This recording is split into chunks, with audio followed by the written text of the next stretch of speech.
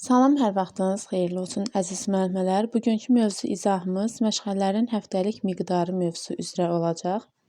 Deməli, birinci kiçik qrupda, yəni körpələr yaş qrupu üzrə 1-2 yaş uşaqlar üçün həftəlik məşğələmizin miqdarı 6 məşğələdir.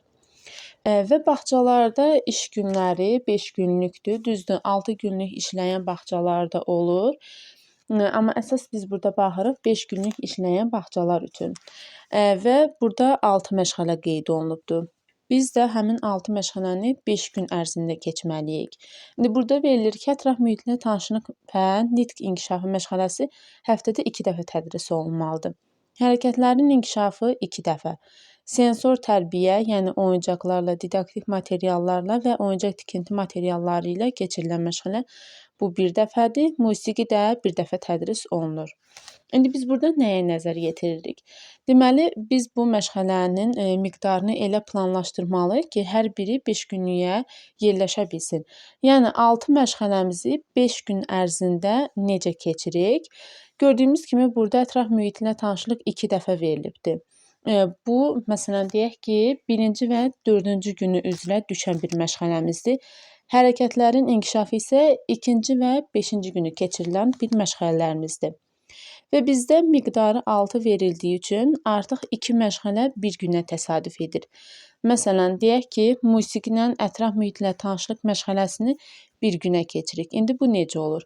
Əgər kiçik yaş qruplarında 2 məşğələ varsa bir gün ərzində, onun birini birinci yarısı, günün birinci yarısı, digər ikinci məşğələ isə günün ikinci yarısı tədris edirik.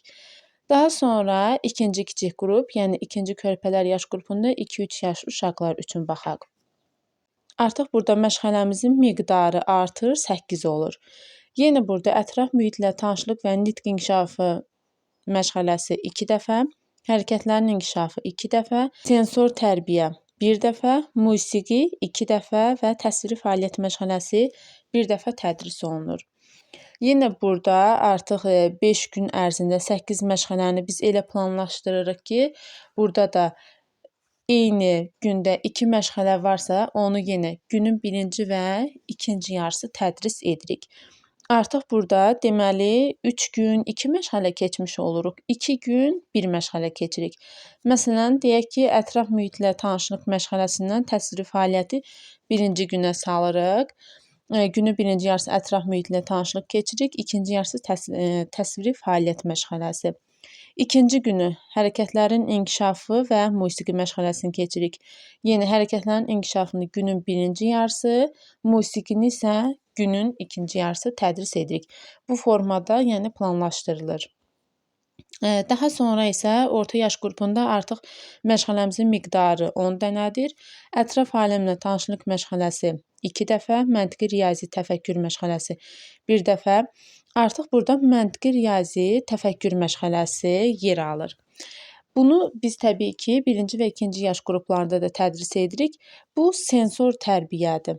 Sensor tərbiyə artıq orta yaş qrupundan etibarən məntiqi riyazi təfəkkürün inkişafı məşğələsi olaraq davam etdirilir. Daha sonra bədii təfəkkür məşğələsi orta yaş qrupundan başlanılır. Bu da həftədə 1 dəfə tədris olunur. Sonra fiziki mədəniyyət məşğələsi 2 dəfə.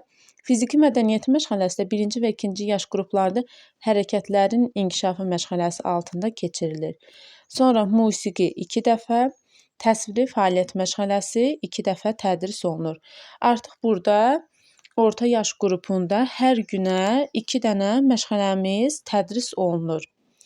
Məsələn, yenə 1-ci günü deyək ki, ətraf aləmlə tanışlıq və məntiqi riyazi təfəkkür məşğələsini keçirik. Artıq burada günün 1-ci və 2-ci yarısı keçirilmir. Günün 1-ci və 2-ci yarısı sadəcə olur 1-ci və 2-ci kiçik yaş qruplarında. Burada necə tənzimlənir?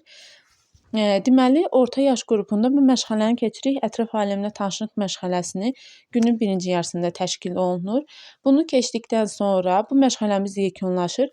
10 dəqiqə fasilə verib daha sonra digər məşğələmizi tədris edirik. Bu, bütün orta yaş qrupları üzrə hər günə 2 məşğələ keçirilir və hər gün 10 dəqiqə fasilədən sonra digər məşğələyə keçid edirik. Daha sonra isə böyük yaş qrupunda da yenə həftəlik miqdarımız 10 dənədir. Burada da ətraf aləmlə tanışlıq 2, məntiqi riyazi təfəkkür məşğələsi 1, bədii təfəkkür 1, fiziki mədəniyyət 2, musiqi 2 dəfə və təsviri fəaliyyət məşğələsi 2 dəfə tədris olunur. Yenə bu da orta yaş qrupunda qeyd etdiyim kimi, burada da həmin o ardıcıllığı biz nəzərə alırıq. Həftədə, daha doğrusu gündə 2 məşğələ tədris olunur və məsələn deyək ki, ətraf aləmlə tanışlıq məşğələsini keçdik, bu məşğələni bitirdik. 10 dəqiqə fasilə verdikdən sonra isə məntiqi riyazi təfəkkür məşğələsini keçirik. Daha sonra ikinci günü. Deyək ki, birinci məşğələmiz olur fiziki mədəniyyət məşğələsi. Bunu keçib bitirdikdən sonra 10 dəqiqə fasilədən sonra musiqi məşğələmizi tədris edirik. Bu qaydada bu ardıcıllıq tənzimlənmiş olur. Daha sonra 5-6 yaşlı uşaqlar üçün məktəbə hazırlıq qrupunda məşğələmizin müddəti 12 olur. Artıq burada bəzi günlərdə 3 məşğələ, bəzi günlərdə isə 2 məşğələ tədris olunur bir gün ərzində. Artıq burada ətraf aləmlə tanışlıq məşğələsi 1 dəfə tədris olunur, məntiqi riyazi təfəkkür məşğələsi 2 dəfə, bu sayılar artıq dəyişir. Bədii təfəkkürün inkişafı 1 dəfə, savad təliminə hazırlıq və nitq inkişafı 2 dəfə, artıq burada savad təlimi məşğələmiz əlavə keçirilir. Fiziki mədəniyyət 2, musiqi 2, təsviri fəaliyyət 2 dəfə tədris olunur. Yenə burada, məsələn, məntiqi riyazi təfəkkür məşğələmiz 2 dəfədir. Bu məşğələnin birini, məsələn, deyək ki, birinci günü, birini isə üçüncü günü tədris edirik. Savad təlimini birinci və üçüncü günü keçirik. İndi bunu necə tənzimləyirik? Birinci ilk dəqiqəmizdə keçirik məntiqi riyazi təfəkkür məşğələsi. Bunu bitirdikdən sonra 10 dəqiqə fasilə veririk. Daha sonra isə keçirik savad təlimi məşğələsini. Bütün ardıcıllıqlar bu qaydada tənzimlənmiş olur. İndi müddətlərinə diqqət yetirək. Məşğələlərin müddəti 1-2 yaş uşaqlar üçün, yəni birinci kiçik yaş qruplarında, körpələr qrupunda 10 dəqiqə təşkil olunur. Deməli, gün ərzində 2 məşğələ varsa, 10 dəqiqə ərzində günün birinci yarısı bir məşğələni keçirik. Günün ikinci yarısında 10 dəqiqə ərzində də digər ikinci məşğələmizi keçirik. Daha sonra 2-3 yaş uşaqlar üçün 15 dəqiqə. Yenə günün birinci yarısında əgər 2 məşğələmiz gün ərzində varsa, 10-15 dəqiqə ərzində günün birinci yarısı tədris edirik. Daha sonra isə digər ikinci məşğələmizi də günün ikinci yarısında 15 dəqiqə ərzində keçirik. Sonra orta yaş qrupunda 20 dəqiqə həyata keçirilir. Yenə burada gün ərzində 2 məşğələmiz varsa, məsələn, ətraf aləmlə tanışlıq məşğələsini 20 dəqiqə ərzində tədris edirik. 10 dəqiqə fasilə veririk. Sonra ikinci məşğələmizi 20 dəqiqə müddət ərzində tədris edirik. Böyük yaş qrupunda artıq burada olur 25 dəqiqə. Bu müddətlərdə 5 dəqiqə, 5 dəqiqə artmış olur və burada da yenə orta yaş qrupunda qeyd etdiyim kimi o ardıcıllıq tənzimlənmiş olur. Məktəbə hazırlıq yaş qrupunda 5-6 yaş uşaqlar üçün isə 30 dəqiqə, hətta bunu 35 dəqiqədə tədris edə bilərik. Və burada da qeyd olunub, məşğələlər arası fasilə 10 dəqiqə olur.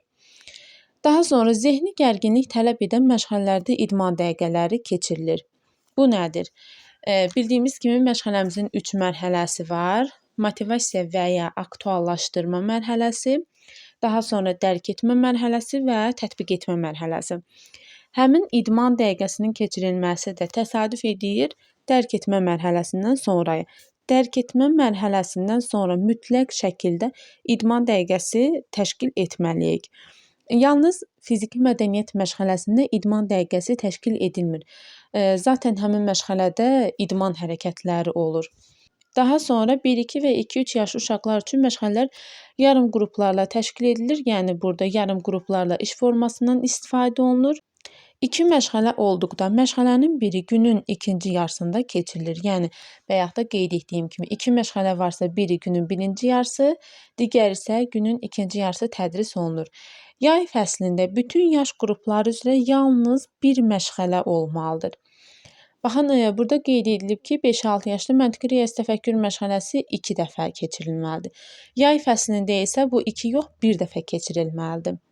6 günlük iş həftəsi ilə işləyən məktəbəqədər təhsil müəssisələrində şənbə günü məşğələlər keçirilmir. Həmin gün oyunlar, əyləncələr, əmək fəaliyyəti, gəzinti və ekskursiyalar təşkil olunur. Əlavə olaraq isə burada hansı məşğələlər hansı başlıq altında verilir, onları qeyd edək. Deməli, ətraf aləminə tanışlıq məşğələmiz tanıyaq və öyrənək başlığı altında verilir. Məntiqi və riyazi təfəkkürün inkişafı məşğələsi isə sayaq və düşünək başlığı altında verilir. Bədii təfəkkürün inkişafı məşğələsi dinləyək və danışaq başlığı altında verilir. Savad təlimi məşğələsi isə oxuyaq və yazaq başlığı altında verilir. Təsviri fəaliyyət isə yaradaq və quraq başlığı altında verilən bir məşğələmizdir.